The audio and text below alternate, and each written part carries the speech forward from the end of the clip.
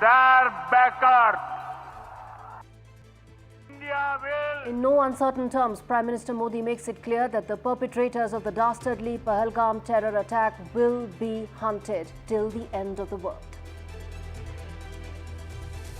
Army Chief General Dwivedi in Kashmir as India reviews its war preparedness, even as India moves Vikrant in Arabian Sea, along with a 360-degree assessment as far as its preparedness is concerned. Well, we have been doing this dirty work for the United States for about 3 decades, and West, including Britain. Pakistani Defence Minister makes a big global admission, says his country has been the world's terror factory for 40 years, something that New Delhi has all along said, that Islamabad is the fountainhead of global terror. India puts the Indus Waters Treaty in abeyance as it looks to corner Pakistan on all fronts, diplomatic, economic and others. How this will hurt Pakistan, we decode.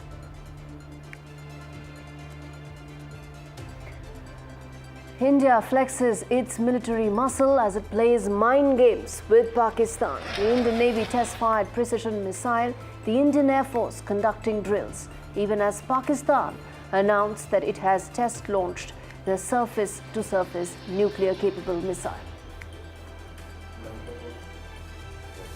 And it's time to call out the segregated journalism that's done worldwide. CNA, the Singapore state broadcaster, has the gumption of tampering India's maps. Such media outlets are fomenting terror and helping terrorists. We tell you why.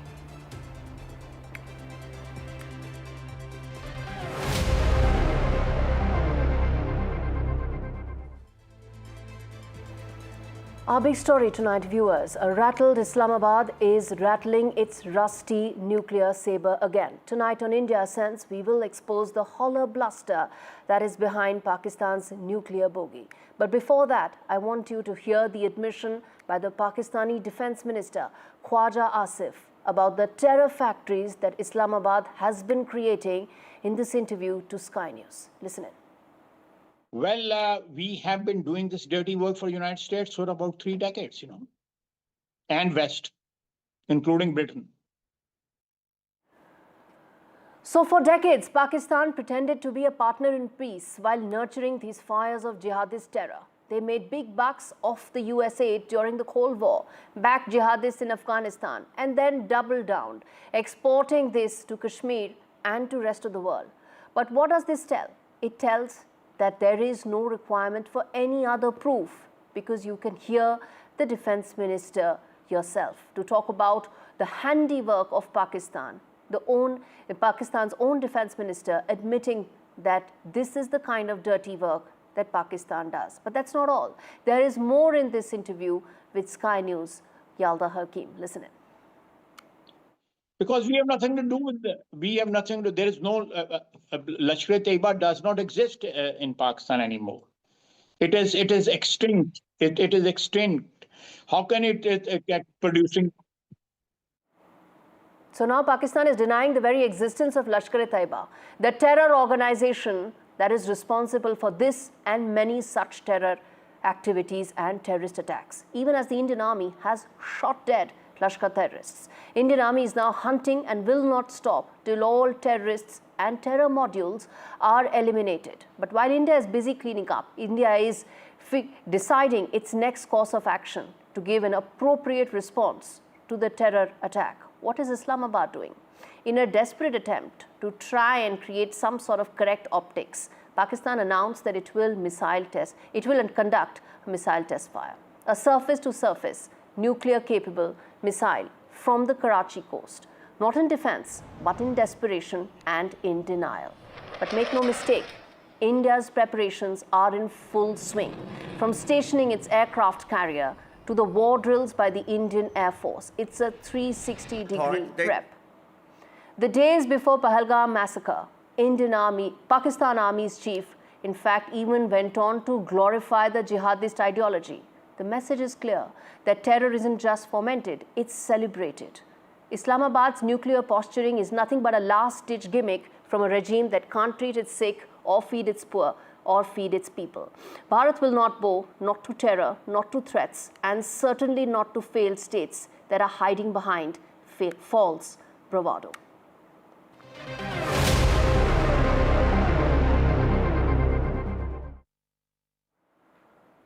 So it's been 48 hours and India's diplomatic news is now tightening. Every Pakistani national on SARC visa has been ordered to leave. Military advisors at the High Commission have been shown the door. New Delhi's message is unmissable. Enough is enough. That 48-hour window that was there now has expired. Only those with medical visas have that window till the 29th of April to leave India. Everybody else, that 48-hour window has expired. All right, let's now move across and get some important update, given the fact that there has been fresh updates coming in from Uri, from line of control, where my colleague Shiv Arur has been standing by, giving us all the details and updates about what is happening in the aftermath of the preparations that India put in place, the messaging that it has sent out to Pakistan and to the world. Shiv, explain to us, talk to us about what is it that you are seeing right now on ground on the LOC, which has now, of course, heated up. Gauri, good evening, and to all of your viewers as well. The overwhelming sense is that something big is afoot, something big is going to happen. I think everyone agrees that after what the Prime Minister said in Bihar a couple of days ago, plus yesterday, in fact, adding to it all the punitive measures that have been announced by the Indian government and covered by you on NDTV World.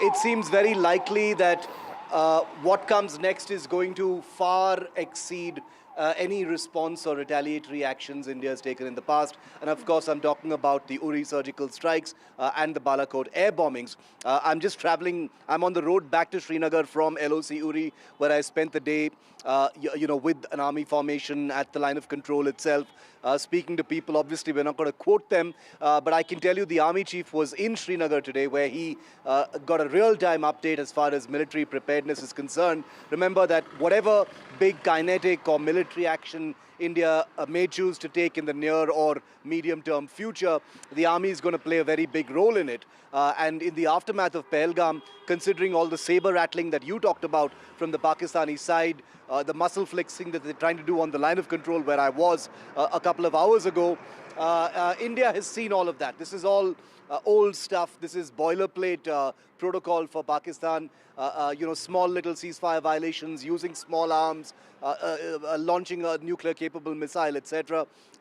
This has been done before. I think this time, the only thing that's different this time, Gauri, to close that thought, is that the red line of Pahalgam that was crossed a couple of days ago is a red line that Pakistan still hasn't completely appreciated. They still haven't understood the line that they've crossed. And I think that's going to be the biggest reason why whatever is coming up is going to catch them completely by surprise. Indeed, Shiv. And since you are there on ground zero, talk to us about the fact that this time around the entire LOC seems to have seen some sort of this ceasefire violations through the day. Explain to us the significance and the difference, if at all there is any, from last time.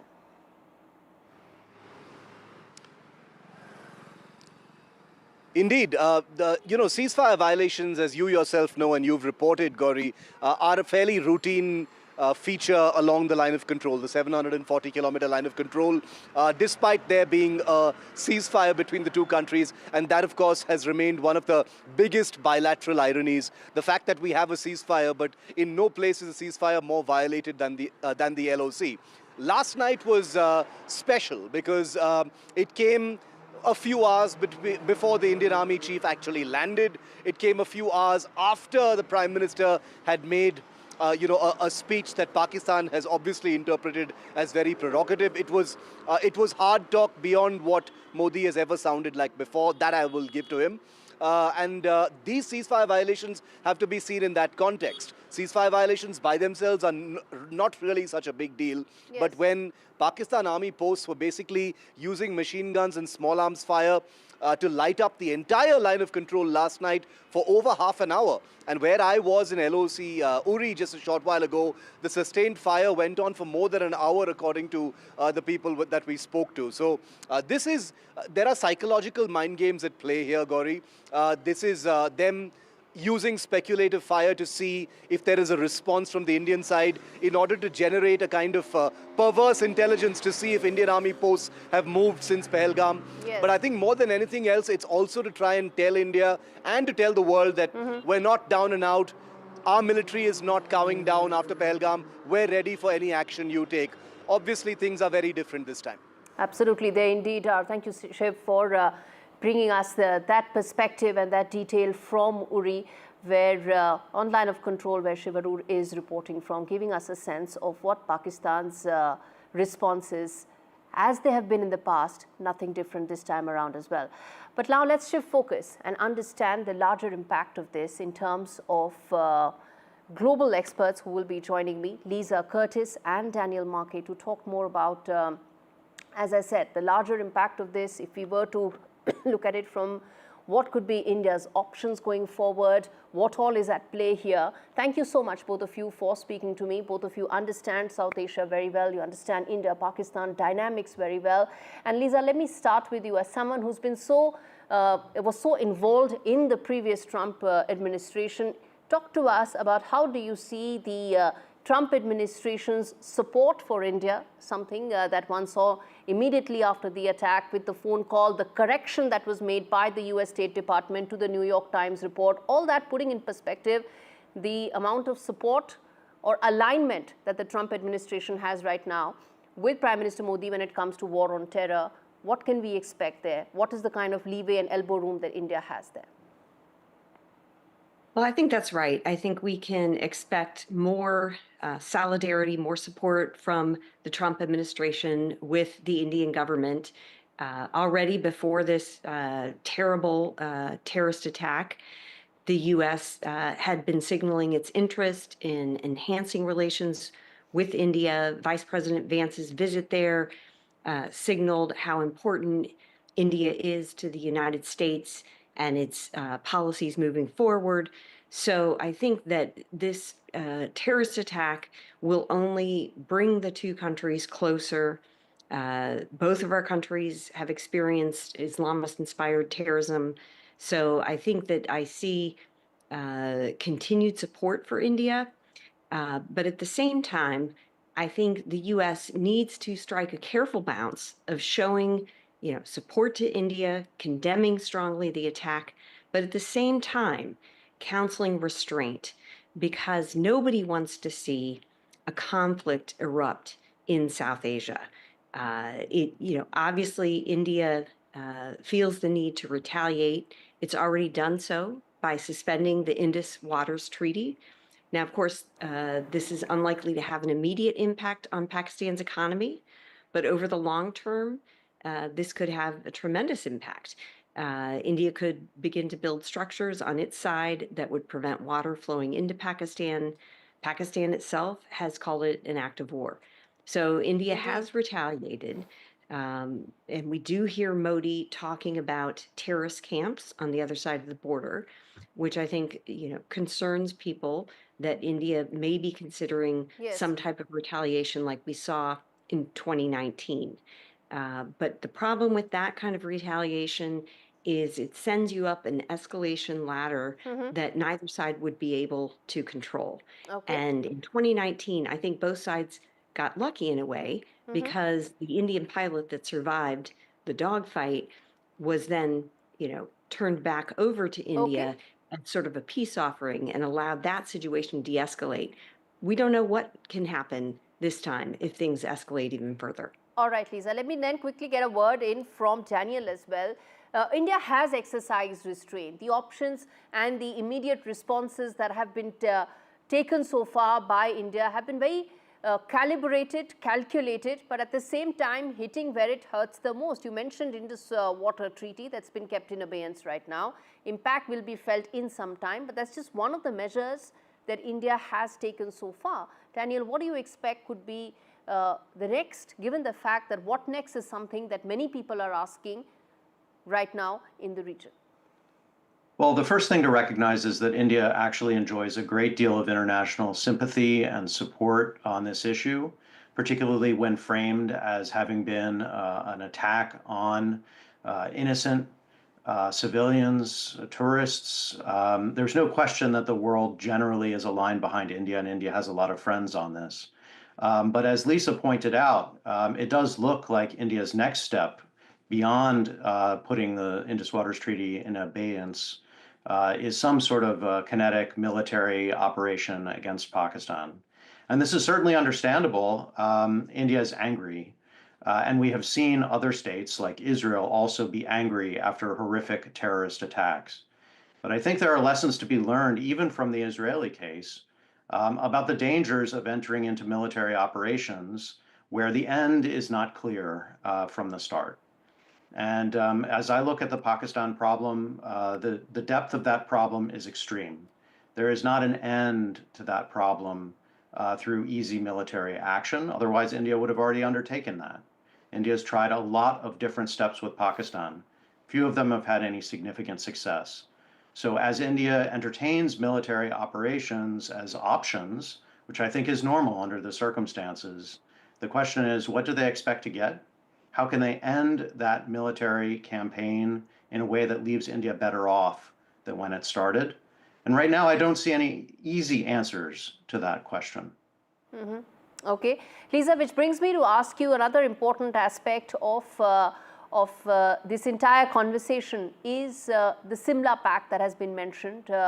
Do you see that this was, of course, after the 1971 war, and the impact do you think that will have on the bilateral relationship from an India point of view, from New Delhi's point of view? Do you think that could allow India to be able to explore more options? Well, I think Pakistan has said that, it has the right to suspend any and all treaties, including the Simla Pact, which would be, I think, quite dangerous. This is a very important agreement between the two countries, and removing it obviously would be very dangerous on both sides, in terms of both sides would have, options to try to, change borders through military means. So I think that would be an extremely dangerous step. I think, the most helpful thing that we have seen from the U.S. side, I think in the last, 25 years or so, was after the Kargil crisis, the U.S. really changed its position to respect for the sanctity of the line of control that divides Kashmir, essentially making that the de facto border. And so this is something that's very important and sort of inherent in the Simla Pact. And so removing that, I think, would be a major step back in the relationship between India and Pakistan. All bets would be off. And, it does seem like it would be a precursor to another war in the region, which, nobody wants. Nobody wants to see war break out between two nuclear armed states. All right, I'll leave it there. Lisa Curtis and Mr. Daniel Barclay, thank you so much for taking out the time and speaking to me on India Sense, on a story that we'll keep coming back to. In fact, on that note, I'm going to slip into a very short break, come back on the other side with lots more, including breaking updates coming in from Ground Zero. Stay with us.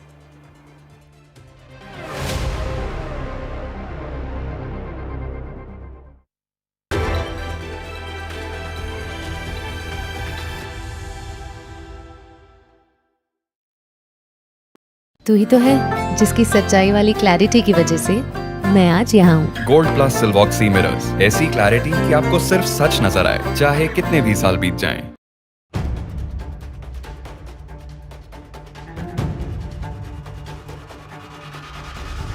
If it matters to you, if it matters to you, if it matters to you,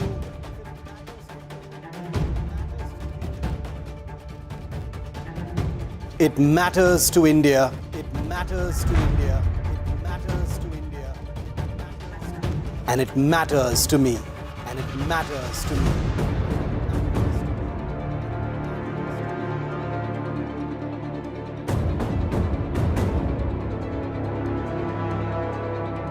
India Matters with Shivaroop, only on NDTV 24/7. More news that matters. Big exclusive, Tulsi Gabbard. All the parties should accept their verdict with all humility. Why the opposition to it? Why taking big steps? More debates that shake the system. More exclusives you won't find anywhere else. Not just another prime time. Hello and welcome to The Southern View. I'm Leader Raghav. This is the news break and I'm Vasudha Venugopal. This is the last one.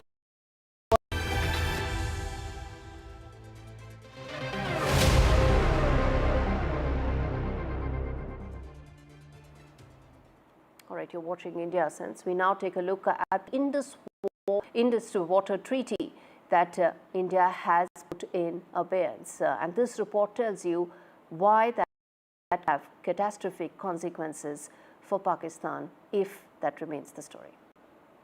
Indus Waters Treaty of 1960 will be held in abeyance with immediate effect until Pakistan credibly and irrevocably abjures its support for cross-border terrorism.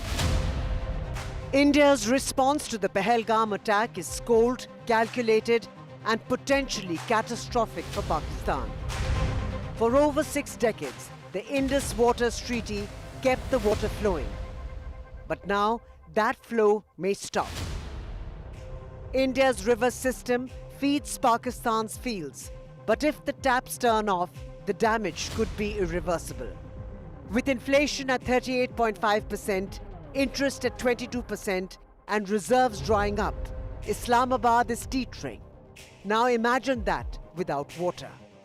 Crops will fail, food prices will spike, and millions may even struggle for drinking water. And there's no backup. Only 10% water shortage, no recourse in the treaty, and the World Bank at best a paper tiger. India played fair for 63 years, but bad faith has its price, and 247 million Pakistanis may end up paying the price for the ISI and Pakistani Army's terror activities.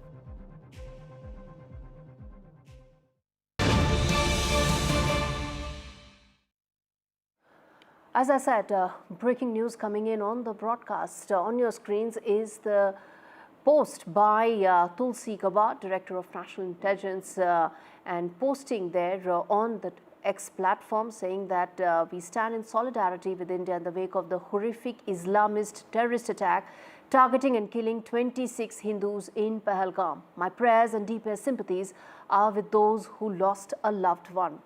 She tagged Prime Minister Modi and said, with all the people of India, we are with you and support you as you hunt down those responsible for this heinous attack. Extremely important message coming in from Tulsi Gabbard, a key member of President Trump's administration, backing Prime Minister Modi and his resolve to hunt for the perpetrators. He said that. We played that soundbite for you as well. And this message is exactly what we were talking about before we slipped into that short break. The backing that India has, Prime Minister Modi has, from the Trump administration. Moving on.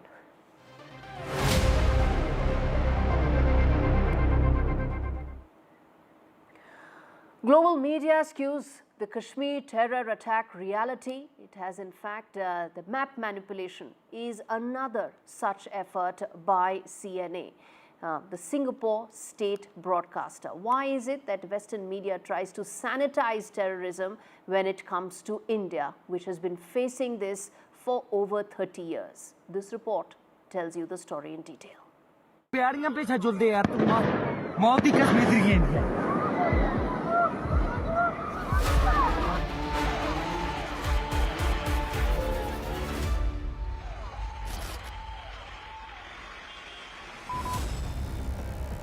Pahalgam, that's a scenic town in Jammu and Kashmir. The Resistance Front, that's a militant group, has reportedly claimed responsibility. It started with the map. Singapore state broadcaster CNA aired this. The Resistance Front, that's a militant group, has reportedly claimed responsibility. A map of India, missing parts of India. No borders, just bias. Not a glitch, not a message. Because when you change the map, you change the meaning.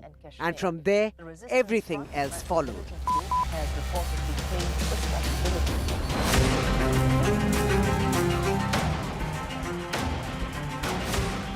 On April 22nd, the pine-scented air of Kashmir's Pahalgam turned metallic with blood. 26 innocent tourists slaughtered. And yet global media painted over it. Gunmen, militants.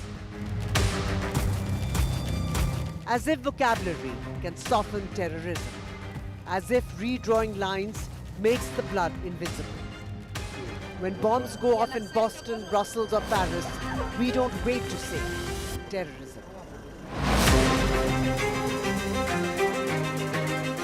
But in Kashmir, the word gets delayed, diluted. The act becomes an ambush.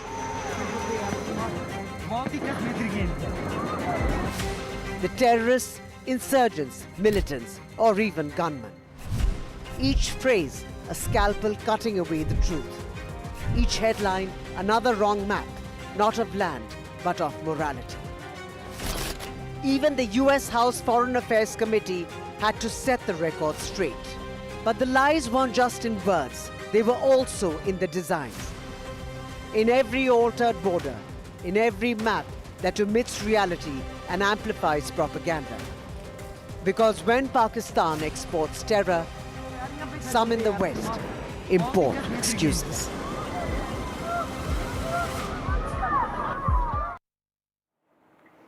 Viewers, that's all the time we have on this edition of India Sense. Thank you so much for watching this very special edition.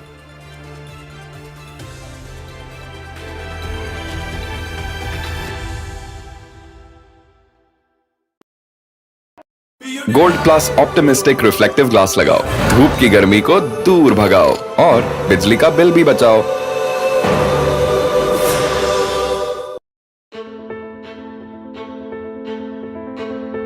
News is not just headlines, it is what impacts you. And news should never be mistaken for noise. What matters is the reality. Accurate, in-depth, and with the right perspective. For over 20 years, I have been a journalist, and never has clarity mattered more than now. At Newsnight, we go beyond the surface. We dissect the details, challenge the narratives, and bring you the unparalleled clarity you deserve in a world clouded by misinformation. We are bold, we are direct. Newsnight, for the news in your interest. Only on NDTV 24/7. This week on India Sense, despite provocation as Pakistan's nuclear bogey exposed, India stands unshaken. Spirit will never be broken by terrorism. Bharat's war on terror begins. 48 hours and time's up. Ground zero reports from Indus to Wagah border countdown. Maps that erase, narratives that enrage. How global media is fueling the fire in Kashmir. All this and more only on India Sense with me, Gauri Dwivedi, at these timings on the NDTV network. In today's interconnected world, India's voice is more crucial than ever. When India speaks, the world listens. At NDTV World, we are that voice, bringing you intelligent and insightful news from India and beyond.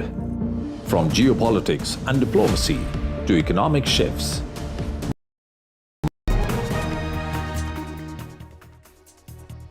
Hello and welcome to the Southern View. I'm Bida Raghav, and our focus this evening on the post-Pahalgam steps taken by India. What next? With a special focus on the suspension of the Indus Waters Treaty. But first, let's take you through the headlines we're tracking this hour. Mr. Amit Shah holds a crucial meet with Jal Shakti and external ministers on the suspension of the Indus Waters Treaty. They say the centre formulates a plan to immediately enforce the suspension. Shah tells chief ministers to ensure identification and deportation of Pakistani nationals in their states. The army chief reviews Jammu and Kashmir security situation, gets a detailed briefing. Lieutenant Governor Manoj Sinha urges him to hunt down those responsible for the Pahalgam attack. Rahul Gandhi visits Srinagar after the Pahalgam attack, meets the survivors. Jammu and Kashmir Chief Minister Omar Abdullah and Lieutenant Governor Manoj Sinha. Congress gatherings across the country to mourn the victims.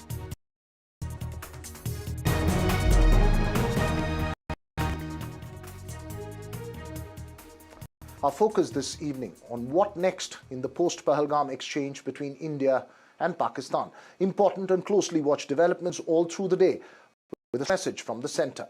Union Home Minister Amit Shah chaired a key meeting to discuss the Indus Waters Treaty, which India has suspended. A meeting that lasted for nearly 2 hours. Water Resources Minister C.R. Patil and External Affairs Minister S. Jaishankar, amongst other colleagues from the cabinet. The meeting focused on technical aspects of India's decision to indefinitely suspend the treaty, and sources tell NDTV that implementation will be carried out in phases. The treaty allocates over 80% water from the 3 western rivers, Indus, Jhelum and Chenab, to Pakistan, and the 3 eastern rivers to India. India is the upper riparian state, and the suspension of the treaty and diversion of waters is being monitored closely globally. Pakistan has called it an act of war. The government is formulating a short, medium and long-term action plan for implementation, according to sources. India had formally notified Pakistan of the immediate suspension on Thursday evening, citing no end in cross-border terror. India has also downgraded, remember, diplomatic ties with Pakistan, expelled Pakistani military attachés and closed the Atari land transit post. And Home Minister Shah has asked chief ministers to identify and deport Pakistani nationals in India. The army chief, meanwhile, reviewed the situation in Jammu and Kashmir.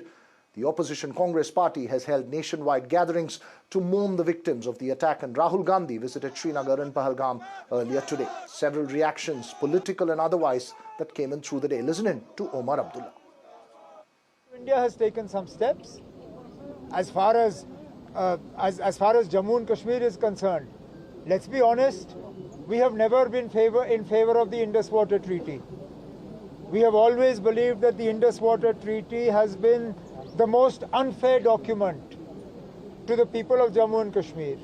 Now, what the medium to long-term implications of this are, that's something we will have to wait to see. Joining me now is my colleague Aishwarya Jain, who tracked that meeting at the Home Minister's residence, which ended a short while ago. Aishwarya, some really strong points coming out of that meeting in terms of clarity on the way forward.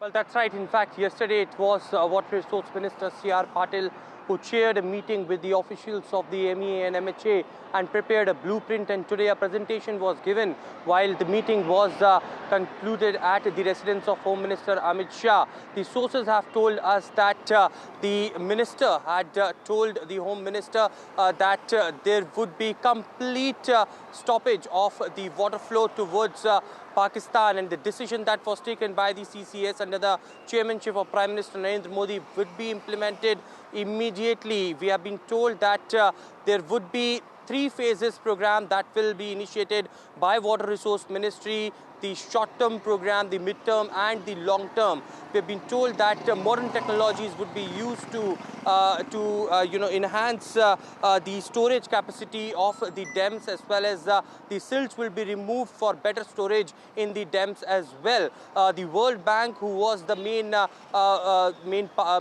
agency involved in this treaty, they will be informed by the Indian government as well about the decision that the Indian government has taken. Implementation of this decision will be on the immediate effect is something that C.R. Patil had told the Home Minister, and the impact of this decision on Pakistan will be visible soon, as being told after this meeting. So clearly a blueprint had been prepared. It's a long drawn process, but the work will begin immediately is something that the Water Resource Ministry, the Jal Shakti Ministry had told the Home Minister. Right, thanks very much there, Aishwarya, for those details. We'll keep a close watch on this. This is a complex issue. What are the options before India? Joining me now, a special panel this evening. Ambassador Dilip Sinha, who served in Islamabad and was India's former permanent representative to the UN in Geneva. Ambassador Anil Triguniath, who has served in several important positions globally. Security analyst from Bengaluru, Colonel KPM Das, who's a veteran of many postings in Kashmir. And Dr. Tara Karta, former Director, National Security Council Secretariat. My first question to you, Ambassador Dilip Sinha. Multiple questions and focus about India's suspension of the Indus Waters Treaty. Several confabulations as well. We just heard the meeting coming to a close at the Home Minister's residence. Put this move in perspective for us and the message India is sending to Pakistan and the world with this decision.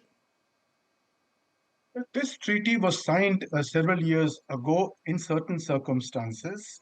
Unfortunately, the treaty which we signed did not have a conclusion clause. It didn't have an expiry date. Normally, treaties have that.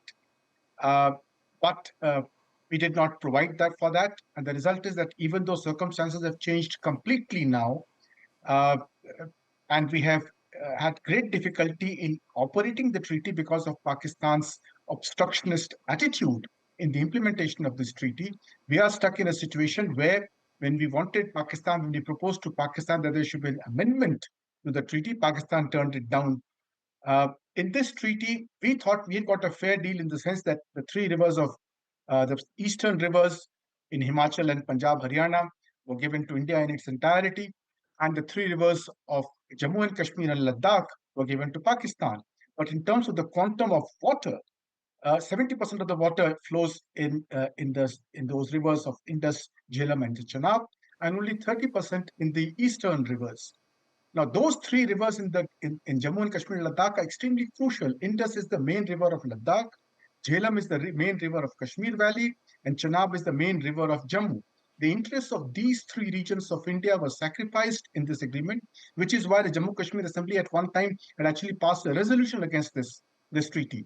But then we had treated it as a shibboleth in our foreign policy that we would not question the Indus Waters Treaty. Now, I'm really glad that we have at least taken the step of keeping it in abeyance. I hope we take the step of abrogating this treaty because the circumstances in which they were signed have changed completely.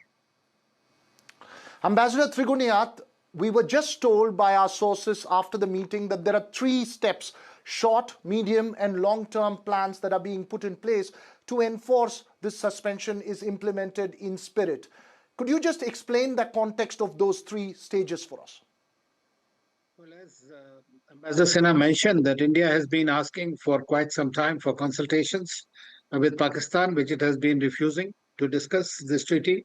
And therefore, I think 2 days ago, yesterday probably, our Secretary of the Jal Shakti has written to her counterpart, Ali Raza, that because the material changes have occurred, which has India has been asking for consultations and Pakistan has refused. Therefore, India has decided to hold the treaty in abeyance. And therefore, today, what the meeting has been taken place at the residence of the Home Minister essentially is giving the short-term, medium-term, and long-term plan. Now, because these things should have happened long back, we have had 6 of these on Chenab itself. We have 6 barrages and I think dams. We should have desilting and all that we are talking about now, because this has been going on for quite some time and water is required in India. And therefore, what we can do, and the Prime Minister himself has been saying for long, that blood and water cannot flow together. And Pakistan has not changed it. So it has been very clearly mentioned in that letter that has been communicated to the Pakistanis that it is because of the attack which has happened and continuous use of terrorism by Pakistan against India. And therefore, this has been held in abeyance. So I think that now the war footing, as the Minister Jal Shakti must have told what exactly physical steps will be taken. And I think the experts can tell you how much desilting will take place, how much storage of water can be done, because you can't just stop the water just like that. I mean, there has to be some ways. Absolutely. Of course, there are times when you can supply, sometimes you can do more, open the dams, and also sometimes that can be very dangerous. And I have seen it. And that is the handle that India has right now in its hands. And I think this is a very significant decision that the government has taken and this is the only thing that was going to clearly indicate the resolve of the Indian government in a diplomatic manner. Absolutely. Dr. Tara Karta, on the one side is the optics of a stern and strong message, but on the other side is trying to achieve the fundamental aims that we want to achieve, both in terms of eradication of terror in Pakistan and also in terms of the global reactions. What would be the fundamental steps ahead for India? I think in terms of the terrorist attack, we've got adequate, calls from abroad saying that, people have condemned it and all the rest of it. But in the end, what depends is what you do, right? In terms of the Indus Water Treaty, I just want to say this in a couple of sentences. This is one of the most foolish treaties ever. I think within your network, I have no political, dog in this fight. But do you know that we actually signed the treaty in about 15 to 20 days, where Pakistan took 2 years? Second thing is 70% to them, 30% to us. Insane. Third is the conditions. And those conditions, by the way, are what you're changing right now. In terms of where you can put the outlets, where you can, what is the size of the dam. That is what now you are changing. Desilting is something you have to do anyway. So basically, what he's talking about is in changing from run-of-the-river projects to proper storage capacity dams. That is going to kill Pakistan's agriculture at a time when it is already fighting within itself. The Sindh, a couple of days ago, there was a huge fight between the Sindh and the Punjab on an initiative called the Cholistan Project. 6 canals to be taken around. So there's a huge fight between Punjab and Sindh. So they're already water stressed, they're already water starved. So this is, it's huge.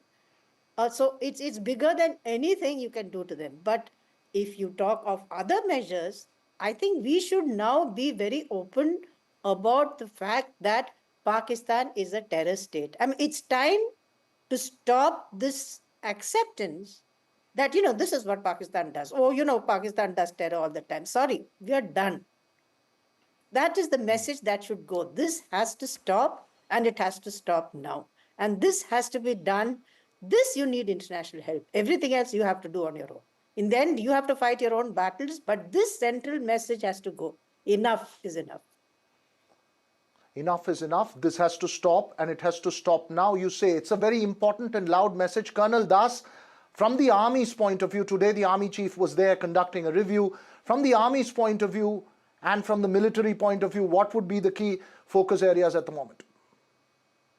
Yeah, so this is very interesting. So I know someone said that somewhere in 2040 is when we are going to be short of water in the world.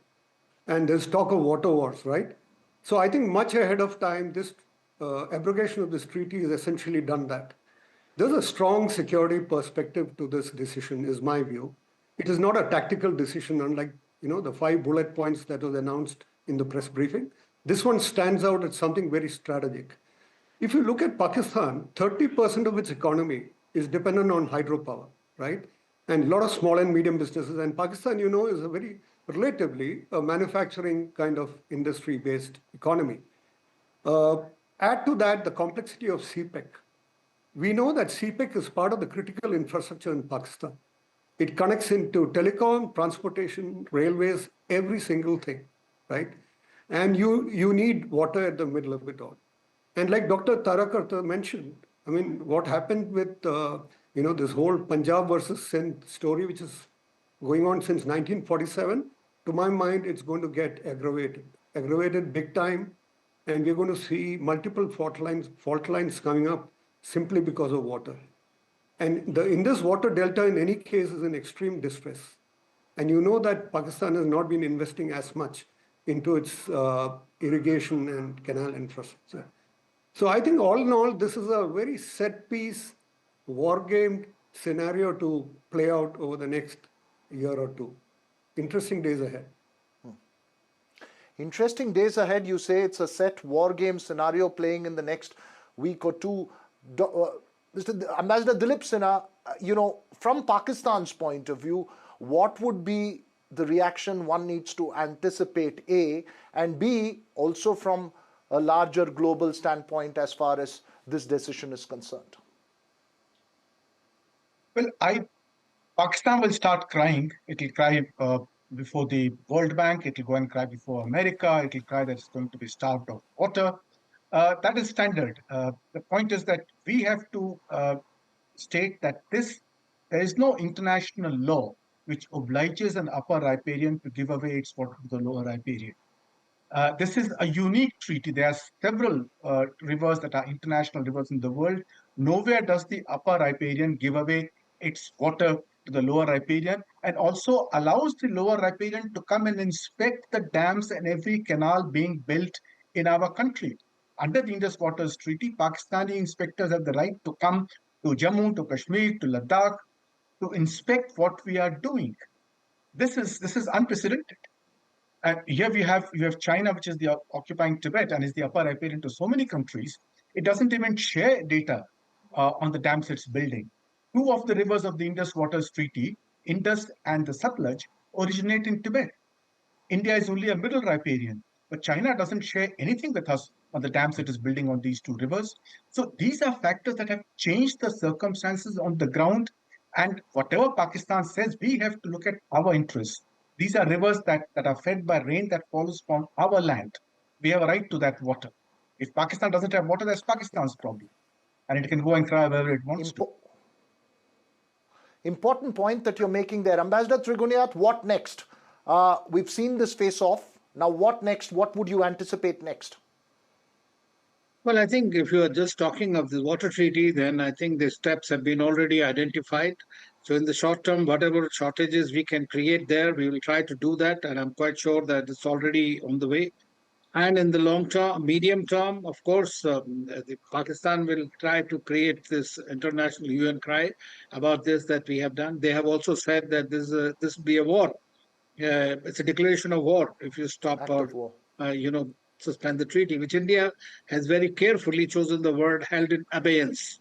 I mean, that's something gives you a leeway, basically a leverage across. So now this, in my view, this thing and the other 4 or 5 actions that India has already taken and are being implemented with regard to the stoppage of visa, no connection, closure of Atari border, as well as declaring their military officials as persona non grata. Essentially, all that has been done so that if there are any more terrorists left here who have come from Pakistan and their handlers sitting in the Pakistan embassy are not able to have an access, that's some kind of a thing that India is trying to do to prevent it. So this is a preventive as well as a measure that very clearly tells Pakistan that we are really serious about it now. The real thing would be that exactly what happens on the field. That will be more important, whether we once again track out like what we did in Uri or what we did in after Pulwama. I mean, are we going to have the same kind of a thing, or it will be a much bigger kind of a backlash from our side and a punishment, as Prime Minister said, they will not be spared.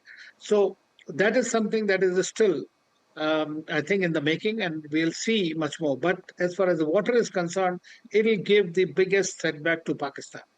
Pakistan has not managed its water resources at all. What it used to have, it was a water-rich country, by the way, and it has really done a very poor job of maintaining it. Important point that you're making there. Dr. Tara, just weigh in on the point that Ambassador Triguniath was making. See, I just want to make one point. In the short-term consequences, right now, you can't stop water. Right now, you're not in a position to do that because you have limited capacity. What you can do is delay opening. And remember, the entire irrigation, the cycle in Pakistan, the sowing cycle begins late April. So the entire system is going to go for a 6. If you just delayed, that is what they're frightened of. And this is 80% of them, they're dependent on this. It's a complete and absolute dependency. The whole issue of Chenab, I mean, why do you think Musharraf made that statement of Chenab River formula? He didn't care 2 hoots about Kashmir. What they wanted was the Chenab, control of the Chenab. And that is what now very shrewdly the government is sending a message that you guys are going to pay. And the fact what Ambassador said, this is held in abeyance. You're still open to come and talk to us on this. That's the message which is going. And if Pakistan is smart, they should start talking on this. Colonel Das, last word to you, sir. Yeah, so what you're seeing is scene one, act one of, this whole thing playing out, right? My own sense is this time around, it is not the punch, counter punch kind of a iterative thing that's going to happen. My sense is this time something where the pain is going to endure and endure for a very long time. I'm quite sure that China is actually sitting up and, kind of working out the details on the impact that it's going to have on CPEC. My sense that a lot of impact is going to get revealed in some of the critical infrastructure like Pemra and the Pakistan. You need water for every single activity. It's a whole of nation thing. So I think this is a very strategic move. Let's see how it gets operationalized. Right, you're making a very important point. Scene one, act one in what could be a prolonged set of moves. Thanks very much to all four of you for joining us on the Southern View this evening. We'll keep this conversation going, but my colleague Shivarur, who's at Uri, had sent us this ground report from the line of control. Let's watch that.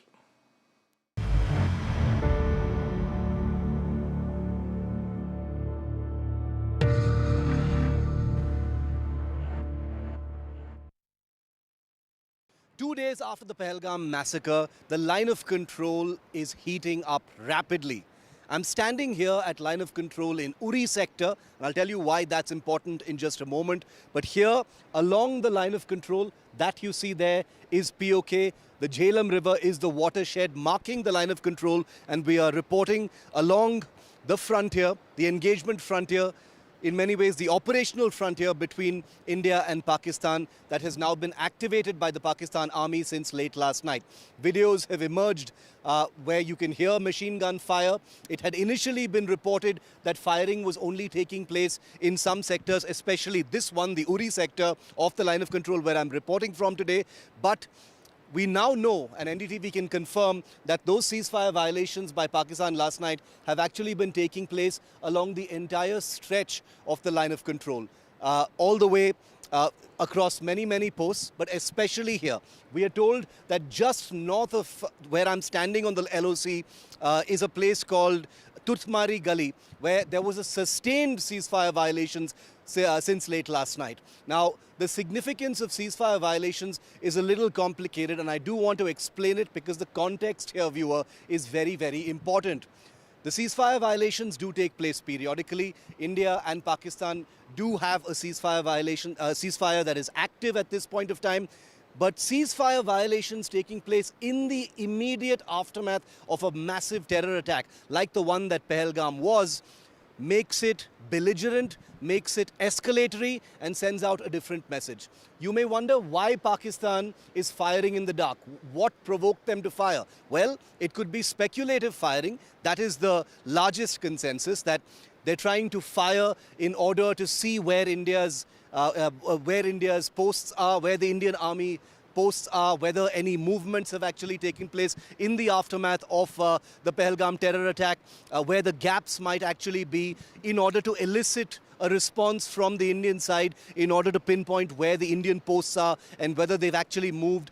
It's actually an exercise in intelligence gathering, but there is another aspect to it. And as we report here, and there's a sign here, not very subtle, that says we are under observation, enemy observation, I can tell you that the Pakistan army, especially in light of the clarity that has come in from the Indian political leadership, that something big is coming up. Big military action possibly could be ahead, even though that has not been articulated or enunciated by the political leadership in India. The Pakistan military is also under pressure to show that it is not cowing down, it is not bending down, it is awake, it is alert. Awake is a word that the Pakistan military loves to use in the context of the Indian military, and that's what these ceasefire violations may also be about. Because remember, until the balloon goes up, until conflict actually starts, until a confrontation actually happens, possibly even here along the line of control, the truth of the matter is Pakistan has learned very well from China about what mind games and psychological warfare is all about. And that's the reason why whether it is Pakistani posts in POK in that direction, up that hill and beyond it, across the line of control behind me, there's firing taking place, or whether it's on social media where you've got many of the open source intelligence handles and social media accounts of the Pakistan army trying to paint a picture of a very, very ready, battle ready and prepared military looking for the Indian military to make its first move.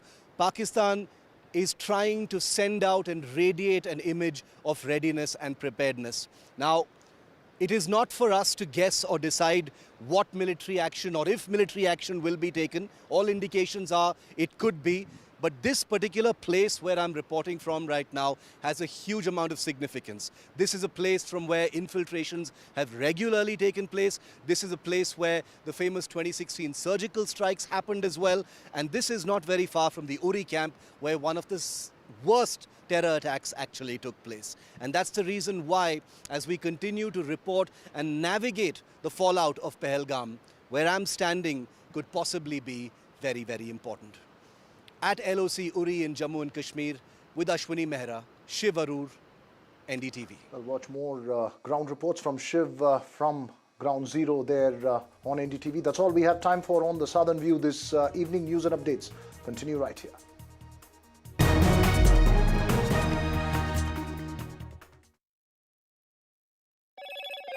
Hello, Moto. Motorola,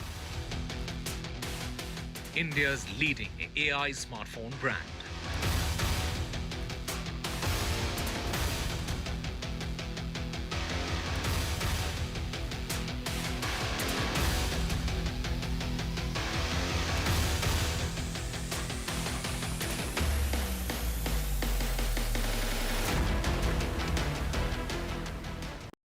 I've been reporting on all issues, big and small, from Andhra Pradesh, Telangana, rest of South India, bringing you all the action, all that you need to know, all that you want to know. The energy of Maximum City is infectious. I bring in that energy in our news coverage from financial capital Mumbai. Covering from the southernmost part of India over the last 23 years, I bring in-depth and 360-degree coverage from the Dravidian heartland. The land of Mishti is also known for its bitter politics. I have seen much water flow under the Howrah Bridge, covering Bengal in all its vivid colors.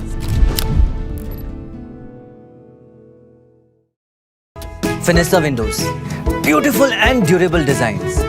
Installation से maintenance की lifelong customer service. आपके घर में फिनेस्टा नहीं है तो call कीजिए. Fine, finer, Fenesta. More news that matters. Big exclusive. Tulsi Gabbard. All the parties should accept their verdict with all humility. Why the opposition to it? Why taking big steps? More debates that shake the system.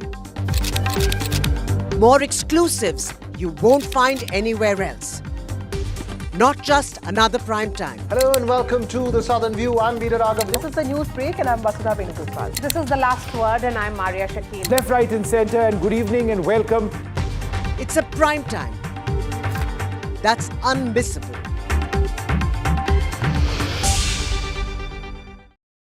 That's huge. That is a biggie. It's out of there. Gold glass clear glass, पार हो या near, सब कुछ दिखे clear. To immediately enforce the suspension of the treaty. Tulsi Gabbard pledges support to Prime Minister Modi and expresses solidarity over Pahalgam attack. She says that US will support India hunt down the terrorists.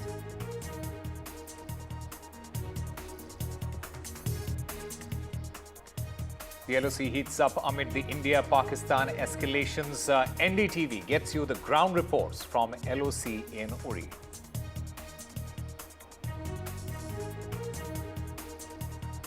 Amit Shah urges the chief ministers to identify and deport Pakistani nationals post the Pahalgam attack. He stressed that visa cancellation and swift action is necessary for security. Concerns linger over the execution of this directive.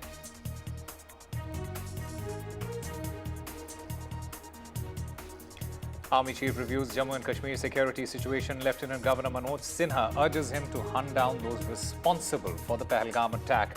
The army chief has received detailed briefing on this attack.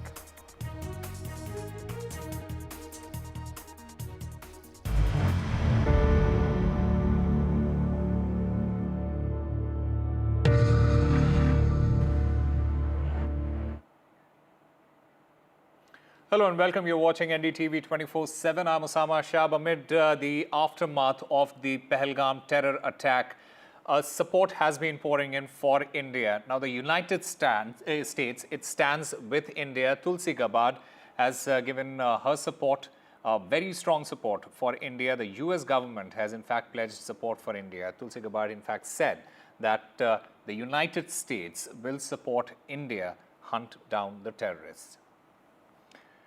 And my colleague Gauri Dwivedi joins us to get us more on this. Gauri, how crucial and significant is this? Osama, this is very significant. The tweet that, the post that Tulsi Gabbard has put out clearly says in no uncertain terms that we, in fact, I'm quoting from that, which says that we are with you and support you as you hunt down those responsible for this heinous attack. See, this is the strongest support that the US can give and is extending right now to Prime Minister Modi and also the government of India. Remember, it was only a day ago that the PM said that India will hunt down those perpetrators wherever they may be, whichever part of the earth they may actually be in. And with this statement, it just tells that the US is backing India when it comes to taking an appropriate response and ensuring that the perpetrators of that attack actually are brought to justice. This is also significant given the fact that it comes just a day after US State Department also slammed an NYT